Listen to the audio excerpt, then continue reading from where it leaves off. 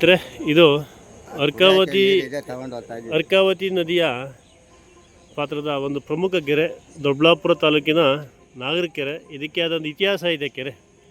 ಆದರೆ ಈ ಇತಿಹಾಸ ಇರೋಂಥ ಕೆರೆ ಇವತ್ತು ಏನಕ್ಕೂ ಉಪಯೋಗಿಸಿಲ್ಲ ಅಂತ ಸ್ಥಿತಿ ಬಂದೈತೆ. ಇದ್ರ ಬಗ್ಗೆ ಇಲ್ಲೇ ಚಿಕ್ಕ ಹುಡುಗನಿಂದ ನೋಡಿದಂಥ ನಮ್ಮ ಹಿರಿಯರು ಇದ್ರ ಬಗ್ಗೆ ಸ್ವಲ್ಪ ಮಾತಾಡ್ತಾರೆ. ನಾನು ನಿಮ್ಮ ಹೆಸರು ಸುಬ್ರಹ್ಮಣ್ಯ. ಈಗ ನೀವು ಈ ಕೆರೆಗೆ ಎಷ್ಟು ವರ್ಷದಿಂದ ಇಲ್ಲಿ ವಾಸ ಇದ್ದೀರಾ?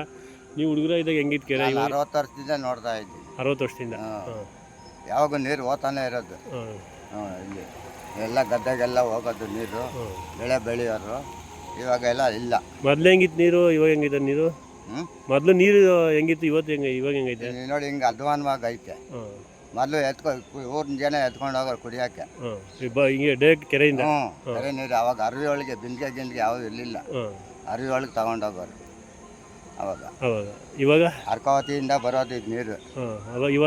ಇವಾಗ ನೋಡಿ ಅಧ್ವಾನ ಗಲೀಜ್ ನೀರು ಆಗೋದು. ತೊಳೆಯೋಕ್ಕೂ ಇಲ್ಲ. ಕುಡಿಯೋ ನೀರನ್ನ ಇವತ್ತು ತೊಳೆಯೋಕ್ಕೂ ಆಗಲ್ಲ. ಯಾರು ಇದ್ರ ಕಡೆ ಗಮನಿಸಲ್ಲ. ಇವಾಗ ಮೊದಲು ಬಟ್ಟೆ ಒಗ್ಯಕ್ಕೆ ಶುರು ಮಾಡಿದ್ರು. ಆಮ್ಯಾಗ ಬತ್ತಾ ಇದ್ರ ಕಥೆನೇ ಬಿಟ್ಕೊಂಬಿಟ್ರು. ಇಷ್ಟೊಂದು ಹಾಳಾಗ ಕಾರಣ ಏನಣ್ಣ ನಿಮ್ಮ ಲೆಕ್ಕದಲ್ಲಿ? ಕೊಳೆಗಳೇ ಇರಲಿಲ್ಲ. ಅದೊಂದು ಟ್ಯಾಂಕಿ ಕಟ್ಟಿದ್ರು ಬಾರ್ಕಟ್ನಾಗ. ಅಲ್ಲಿಂದ ರೋಸ್ಟ್ ಆಮೇಲೆ ಎಲ್ಲ ಕಡೆ ಟ್ಯಾಂಕಿಗಳು ಕಟ್ಟಿದ್ರು. ಇವಾಗ ಈ ನೀರು ಗಮನಿಸಲ್ಲ ಯಾರು. ಅಲ್ಲ, ಇಷ್ಟೊಂದು ಕೆರೆ ಹಾಳಾಗೋ ಕಾರಣ ಏನು ಗೊತ್ತಾಯ್ತಾ? ಕೆರೆ ಇಷ್ಟೊಂದು ಹಾಳಾಗೋಕೆ ಹಿಂದೆ ಕುಡಿಯೋ ನೀರನ್ನ ತೊಳೆಯೋಕ್ಕೂ ಯೋಗ್ಯ ಅಲ್ವಾ ಇಂದ ನೀರಾಗಿ ಕಾರಣ ಏನು? ಕುಡಿಯೋಂಥ ನೀರಿನೇ ಇದು ಒಳ್ಳೆ ನೀರಿನ. ಅಲ್ಲಿ ಸೆಂಟ್ರಲ್ನಾಗ ಒಂದು ಬಾವಿ ಐತೆ. ಇವಾಗ ಐತೆ. ಇವಾಗ ಬಾವಿ ನೀರು ಯೂಸ್ ಮಾಡ್ತೀರಾ? ಆ ಬಾವಿ ನೀರು ಟ್ಯಾಂಕಿಗೆ ಬಿಡ್ತಾ ಇದ್ರು ಮೊದಲಿಗೆ. ಇವಾಗ ಅದು ದೊಡ್ಡ ಇಟ್ಟಗಳ ಇಟ್ಟಿದ್ದು ಚಿಕ್ಕದು ಮಾಡಿ ಬಾವಿ ಮಾಡೋರು. ಅದು ಇವಾಗ ಚೆನ್ನಾಗೈತೆ, ನೀರು ಕುಡಿಬೋದು. ಅದು ಚೆನ್ನಾಗೈತೆ. ಅಲ್ಲಿ ಇನ್ನೊಂದು ಮುಂದಕ್ಕೆ ಹೋದ್ರೆ ಈ ರೀತಿ ಆಗೋಗ್ಬಿಟ್ಟಿದೆ. ಇದೇನು ಇವೆಲ್ಲ ಕಾಣಿಸ್ತಾ ಇರೋದೇನೋ? ಇದು ಯಾವ ಸಿಮೆಂಟು ಬಾತ್ರೂಮ್ದು ಕಟ್ಟಡ, ಬಾತ್ರೂಮ್ದು ಅಳ್ಚರಂಡಿ ಮಾಡಿರೋದು ನೋಡಿ ಇದೆಲ್ಲ. ಇದಾದ್ಮೇಲೆ ಜಾಸ್ತಿ ಹಾಳಾಯ್ತಾ? ಇದು ಬಾತ್ರೂಮ್ ಒಳಚರಂಡಿ ಇದಾದ್ಮೇಲೆ ಕೆರೆ ಹಾಳಾಯ್ತಾ ಜಾಸ್ತಿ? ಎಲ್ಲ ಬಂದ್ ಮಾಡಿಬಿಟ್ಟಾರೆ. ಇದು ನೀರು ಬಿಡ್ತಾ ಇಲ್ಲ. ಮೊದಲು ಹೋಗವ? ಮೊದಲು ಇದಕ್ಕೆ ಬಿಡೋರು. ಇದು ಬಿಡೋರ? ಇದಕ್ಕೆ ಬಿಡೋರು. ಇವಾಗ ಯಾವುದು ಬಿಡ್ತಾ ಇಲ್ಲ. ಯಾಕೆ ಇದು ಕೆರೆ ಒಳಗೆ ಮಾಡೋದು ಸರಿನಾ ತಪ್ಪಣ ಇದಾರ? ಅದು ಡೀಪ್ ರಾಶಿಯಿಂದ ಬಂದೈತಿ. ಇದು ಅಲ್ಲಿಂದ ಬಂದೈತೆ. ಇಲ್ಲಿ ಹಿಂಗೆ ಹೋಗೈತೆ. ಇದು ಚಿಕ್ಕ ತುಮಕೂರವರೆಗೂ ಹೋಗೈತೆ. ಇದು ಸರಿನಾ? ತುಂಬ ಥ್ಯಾಂಕ್ಸ್. ಒಳ್ಳೆ ನೀರನ್ನೇ ಈ ರೀತಿ ಆಗೋಗ್ಬಿಟ್ಟಿದೆ. ನಿಮ್ಮ ಹೆಸರನ್ನ? ನಿಮ್ಮ ಹೆಸರು? ಸುಬ್ರಹ್ಮಣ್ಯ. ಸ್ನೇಹಿತರೆ, ಸುಬ್ರಹ್ಮಣ್ಯವರು ಇಲ್ಲೇ ವಾಸ ಇರೋಂಥವ್ರು. 60 ವರ್ಷದಿಂದ ಕುಡಿಯೋ ನೀರಿತ್ತು. ಇಲ್ಲಿಂದನೇ ಅರುವಿಯಲ್ಲೆಲ್ಲ ಬಾವಿಯಲ್ಲೆಲ್ಲ ನೀರು ನಗರ ಕೊಡೋರು ಅಂತ ಹೇಳಿದ್ರು. ಆದರೆ ಇವತ್ತು ಏನಕ್ಕೂ ಲಾಯಕ್ಕಿಲ್ಲ, ನೀರು ಹಾಳಾಗೋಗ್ಬಿಟ್ಟಿದೆ ಅಂತ ಹೇಳ್ತಾರೆ. ಇದು ಅರ್ಕಾವತಿ ನದಿ ಪಾತ್ರದ ಪ್ರಮುಖ ಕೆರೆ ಅಂತ ಹೇಳ್ಬೋದು. ಇವತ್ತು ದೊಡ್ಡಬಳ್ಳಾಪುರ, ಬೆಂಗಳೂರು ಗ್ರಾಮಾಂತರ ಜಿಲ್ಲೆ ಏನೈತೆ ಒಂದು ಪ್ರಮುಖ ನಗರ. ಅತಿ ಹೆಚ್ಚು ಅಭಿವೃದ್ಧಿ ಆಗೋದಲ್ಲಿ ದೊಡ್ಡಬಳ್ಳಾಪುರ ಪ್ರಥಮವಾಗೈತೆ ನಮ್ಮ ಜಿಲ್ಲೆಯಲ್ಲಿ. ಆದರೆ ಇಂಥ ತಾಲೂಕು ಜನತೆಗೆ ನೀರು ಉಣಿಸ್ತಾ ಇದ್ದಂಥ ಕೆರೆ ಇವತ್ತು ಒಂದೇ ಮಾತಾಡ್ಬೇಕು ನಮ್ಮ ಹಳ್ಳಿ ಭಾಷೆಯಲ್ಲಿ ಅಂತ ಹೇಳಿದ್ರೆ, ಕುಡಿಯೋ ನೀರು ಈಗ ಯೂಸ್ ಮಾಡಿದವರು ಇವತ್ತು ತೊಳ್ಕೊಳೋ ಕೂಡ ಯೋಗ್ಯವಾಗಿಲ್ಲಂತಹ ನೀರು ಕುಂತಿದೆ. ಇದು ನಮ್ಮ ಅರ್ಕಾವತಿ ನದಿ ಪಾತ್ರದ ಕೆರೆಗಳ ಸಮಸ್ಯೆ. ನಿಜ ಹೇಳಬೇಕು ಅಂದರೆ ಇವತ್ತು ನಮ್ಮ ಅರ್ಕಾವತಿ ನದಿ ರಾಜ್ಯದಲ್ಲೇ ಪ್ರಥಮ ಸ್ಥಾನದಲ್ಲೈತೆ. ಅದರಲ್ಲಿ ಕಲುಷಿತಗೊಂಡಿರುವ ಸ್ಥಾನದಲ್ಲಿ ರಾಜ್ಯದಲ್ಲಿ ಪ್ರಥಮ ಸ್ಥಾನದಲ್ಲೈತೆ. ಇದಕ್ಕೆ ಪ್ರಮುಖವಾಗಿ ಅತಿ ಹೆಚ್ಚು ಕಲುಷಿತ ಕಾರಣ ನಮ್ಮ ನಗರಸಭೆಯರು ಅಂತ ಹೇಳ್ಬೋದು. ಯಾಕಂದರೆ ಹಿಂದಿನ ಕಾಲದಲ್ಲಿ ಕೆರೆ ಕುಂಡೆ ಕಟ್ಟಿದ್ದು ಏನಕ್ಕೋಸ್ಕರ ಅಂದರೆ ಕುಡಿಯೋ ನೀರಿಗೋಸ್ಕರ, ಅಂತರ್ಜಲ ಹೆಚ್ಚಾಗಲಿ ಮತ್ತು ಕುಡಿಯೋ ನೀರಿಗಾಗಲಿ ಅಂತೇಳಿ ಕಟ್ಟೋರು.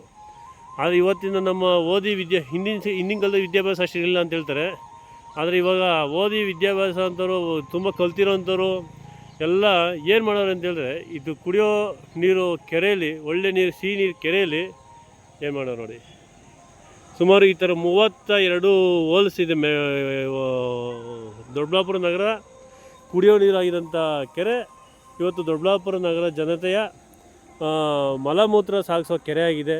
ಮತ್ತು ಇದೆಲ್ಲ ನೋಡಿ, ಎಲ್ಲ ಈಗ ಗೊತ್ತಾಗ್ತೈತೆ. ಒಳಚರಂಡಿ ವ್ಯವಸ್ಥೆ 12-13 ವರ್ಷ ಆಯಿತು ನೋಡಿ. ಇದು ಈಗ ಹೊಸದಾಗಿ ಪ್ಯಾಕ್ ಮಾಡಿರೋ ಥರ ಕಾಣಿಸ್ತೈತೆ ನೋಡಿ, ಎಲ್ಲರೂ ಕಾಣಿಸ್ತೈತೆ. ಕಳೆದ ಬಾರಿ ಸ್ಥಳೀಯ ಯುವಕರೆಲ್ಲ ಇದ್ರ ಬಗ್ಗೆ ಹೋರಾಟ ಮಾಡಿ ಕೊಳಚೆ ನೀರೆಲ್ಲ ಕೆರೆಗೆ ಹೋಗ್ತೈತೆ ಅಂತ ಹೋರಾಟ ಮಾಡಿದಾಗ ಇದನ್ನು ಟ್ಯಾಪ್ ಹಾಕುವಂಥ ಕೆಲಸ ಮಾಡಿದ್ರು. ಆಮೇಲೆ ನಮ್ಮ ಸ್ನೇಹಿತರು ಹೀಗೆ ಯಾರೋ ಒಬ್ಬರು ಇದಕ್ಕೆ ಹೋಗಿದ್ದಾರೆ, ಕೋರ್ಟ್ಗೆ ಹೋಗಿದ್ದಾರೆ. ಅವರು ಕೂಡ ಕೋರ್ಟ್ ಆರ್ಡ್ರ್ ಕೂಡ ಆಗಿದೆ NGTಯಲ್ಲಿ. ಈ ದೊಡ್ಡ ನಾಗರಿಕ ಕೆರೆಯಲ್ಲಿರುವಂತಹ ಏನು ಮ್ಯಾನ್ವಲ್ಸ್ ಮತ್ತು ಒಳಚರಂಡಿ ಪೈಪ್ಲೈನ್ ಇದೆ ಅದನ್ನ ಆಚೆ ಹಾಕಬೇಕು ಅಂತ ಹೇಳ್ಬಿಟ್ಟು, ಆದರೆ ಅದಕ್ಕೂ ಕೂಡ ಕಡಿಮೆ ಕಾಸಿನ ಕಿಮ್ಮತ್ತು ಕೊಡ್ತಾಯಿಲ್ಲ ಅಧಿಕಾರಿಗಳು. ಇಲ್ಲೇ ಇರೋಂಥ ಕಾರಣಗಳು ಕೊಟ್ಕೊಂಡು ಬರ್ತಾವ್ರೆ, ಇಲ್ಲೇ ಇರೋಂಥ ಕಾರಣಗಳು ಕೊಡ್ತಾರೆ. ಸುಮಾರು ಒಂದು 32-33 ಮ್ಯಾನ್ವಲ್ಸ್ ಇದೆ. ಅಂದರೆ ಇವತ್ತು ಕುಡಿಯೋ ನೀರಾಗಿದ್ದಂಥ ನಾಗರಿಕ ಕೆರೆ ಇವತ್ತು ಹಿಂದೆ ದೊಡ್ಡಬಳ್ಳಾಪುರ ತಾಲೂಕಿನ ಜನತೆಗೆ ಕುಡಿಯೋಕ್ಕೆ ನೀರು ಸಪ್ಲೈ ಕೊಡ್ತಾಯಿದ್ದಂಥ ಕೆರೆ ಇವತ್ತು ದೊಡ್ಡಬಳ್ಳಾಪುರ ತಾಲೂಕಿನ ಜನತೆಯ ಮಲಮೂತ್ರ ಸಾಗಿಸುವಂಥ ಕೆರೆ ಆಗಿದೆ. ಇದಕ್ಕೆಲ್ಲ ಮುಖ್ಯ ಕಾರಣ ನಮ್ಮ ಆಳುವಂತಹ ಜನಪ್ರತಿನಿಧಿಗಳು ಮತ್ತು ನಮ್ಮ ಜನ ಸೇವಕರು ಅಂತ ಹೇಳಿರುವಂಥ ಅಧಿಕಾರಿಗಳು ಅಂತ ಹೇಳ್ಬೋದು. ಯಾಕಂದರೆ ಇವತ್ತು ಇದೇ ರೀತಿ ಆತ ಹೋದರೆ ಮುಂದಿನ ಕುಡಿಯೋಕ್ಕೆ ನೀರು ಎಲ್ಲಿಂದ ಕೊಡೋಕ್ಕಾಗ್ತೈತೆ? ಇವತ್ತು ಅತಿ ಹೆಚ್ಚು ಕಲುಷಿತಗೊಂಡಿರುವ ನದಿಗಳ ಪೈಕಿ ಅರ್ಕಾವತಿ ನದಿ ಕೆರೆ ಪ್ರಥಮ ಸ್ಥಾನದಲ್ಲಿ ಇದೆ ನಮ್ಮ ಕರ್ನಾಟಕ ರಾಜ್ಯಕ್ಕೆ. ಇದಕ್ಕೆಲ್ಲ ಮುಖ್ಯ ನೇರ ಹೊಣೆ ದೊಡ್ಡಬಳ್ಳಾಪುರ ನಗರಸಭೆ ಮತ್ತು ಬಾಚಟಳ್ಳಿ ಪಟ್ಟಣ ಪಂಚಾಯಿತಿ ಅಂತ ಹೇಳ್ಬೋದು. ಮತ್ತು ನೋಡಿ, ಈಗ ಮಳೆ ಕೆರೆ ಇರೋದು ಮಳೆ ನೀರು ಶೇಖರಣೆಗಾಗಿ, ಆದರೆ ಇವರೆಲ್ಲ ಇವತ್ತು ಮಲಮೂತ್ರ ಶೇಖರಣೆ ಮಾಡ್ತಾರೆ. ರಾಜಗಾಲುವೆ ಇರುವುದು ಮಳೆ ನೀರು ಹರಿಯೋಕ್ಕೋಸ್ಕರ. ನೋಡಿ, ಇದು ಕೆರೆ ಕೋಡಿ. ಇದು ಈ ಕೋಡಿ ಏನು ಹೋಗ್ತಿದೆ ಈ ಲೈನಲ್ಲೇ ಕೂಡ ನೋಡಿ ಪೈಪ್ ಲೈನ್ ತಂದಿದ್ದಾರೆ. ಇದೇನೋ ಲೀಕ್ ಆಯಿತು, ಎಲ್ಲ ತುಂಬ ಹೋಯ್ತು ಅಂದರೆ ಇದೇ ಲೈನ್ ನೀರು ಹರಿಯುವಂಥ ಕೋಡಿ ಒಳಗೇ ಹೋಗ್ತೈತೆ. ಈ ಥರ ಇರೋದ್ರಿಂದ ಇವತ್ತು ನಮ್ಮ ಸಂಪೂರ್ಣ ಇವತ್ತು ಈ ಸದ್ಯಕ್ಕೆ ಇವತ್ತು ದೊಡ್ಡತುಮಕೂರು ಗ್ರಾಮ ಪಂಚಾಯಿತಿ ಮತ್ತು ಮಜ್ರಾವಸಳ್ಳಿ ಗ್ರಾಮ ಪಂಚಾಯಿತಿ ಹಾಳಾಗೋಗಿದೆ ಅಂತ ನಾವು ಹೋರಾಟ ಮಾಡ್ತಾ ಇರ್ಬೋದು.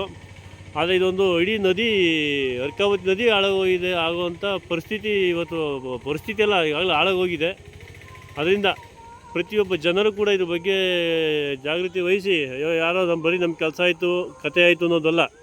ಯಾಕಂದರೆ ಪರಿಸರ ಇದ್ದರೆ ಮಾತ್ರ ನೀವು ಏನೇ ಮಾಡಿದ್ರು ಕೂಡ ಮುಂದೆ ಬದುಕೋಕ್ಕೆ ಈಗ ನಿಮ್ಮ ಮಕ್ಕಳಿಗೆ ನೀವು ಆಸ್ತಿ ಮಾಡ್ಬೋದು. ಆದರೆ ಆರೋಗ್ಯ ಕೊಡಲಿಲ್ಲ ಏನು ಮಾಡ್ತೀರಾ? ಒಳ್ಳೆ ಕುಡಿಯೋಕ್ಕೆ ಶುದ್ಧವಾದ ನೀರಿಲ್ಲ ಏನು ಮಾಡ್ತೀರಾ? ಅದರಿಂದ ಜನ ಸ್ವಲ್ಪ ಜಾಗೃತರಾಗಿ ಸ್ವಲ್ಪ ಹೋರಾಟಕ್ಕೆ ಮತ್ತು ಪ್ರಶ್ನೆ ಮಾಡುವಂಥ ಇದು ಮಾಡ್ಬೇಕು ನೀವು. ಅಲ್ಲಿವರೆಗೂ ನಮ್ಮ ರಾಜಕಾರಣಿಗಳು ಅಧಿಕಾರಿಗಳು ಕೇಳಲ್ಲ. ಅಂದರೆ ಫಸ್ಟು ಪ್ರಶ್ನೆ ಮಾಡಿ, ಇಷ್ಟೇ. ಕಾನೂನು ಏನಿದೆ ಅದು ಪಾಲನೆ ಮಾಡಿ, ಅಷ್ಟೇ ನಾವು ಕೇಳೋದು. ಕಾನೂನು ಏನು ಹೇಳ್ತೈತೆ? ಕೆರೆ ಇರೋದು ಮಳೆ ನೀರು ಶೇಖರಣೆಗೆ, ಇದು ರಾಜಕಾಲುವೆ ಇರೋದು ಮಳೆ ನೀರು ಹರಿಯೋದಕ್ಕೆ. ಅದು ಇವತ್ತು ಎಲ್ಲ ವಿರುದ್ಧವಾಗಿ ಐತೆ. ಇದ್ರ ಬಗ್ಗೆ ಎಲ್ಲ ಜನಜಾಗೃತಿ ವಹಿಸಿ ತಾವು ಅರ್ಥ ಮಾಡ್ಕೊಂಡು ಮುಂದಿನ ದಿನ ಹೋರಾಟಕ್ಕೆ ಬರಬೇಕು. ಯಾಕಂದರೆ ಇದೇ ರೀತಿ ಆದರೆ ನಾವು ಮುಂದಿನ ಪೀಳಿಗೆಗೆ ಏನು ಕೊಡ್ತೀವಿ ಅನ್ನೋದು ಯೋಚನೆ ಮಾಡಬೇಕು. ಕೆಲವರು ಹೇಳ್ಬೋದು ಸಾವಿರಾರು ವರ್ಷಗಳಿಂದ ಐತೆ ಕೆರೆ ಕುಂಟಗಳು, ಅವಾಗೆಲ್ಲ ಬದುಕಿಲ್ಲ ಇವಾಗ ಬದುಕಲ್ವ ಅಂತ. ಆದರೆ ಒಂದು ಅರ್ಥ ಮಾಡ್ಕೊಬೇಕು, ಸಾವಿರಾರು ವರ್ಷದಿಂದ ಕೈಗಾರಿಕೆ ಕ್ರಾಂತಿಗಳು ಇರಲಿಲ್ಲ, ರಾಸಾಯನಿಕ ಬಳಸ್ತಾ ಇರಲಿಲ್ಲ. ಈ ಎಲ್ಲ ಶುರುವಾಗಿರೋದು ಒಂದು 40-50 ವರ್ಷಗಳಿಂದ ಈಚೆಗೆ.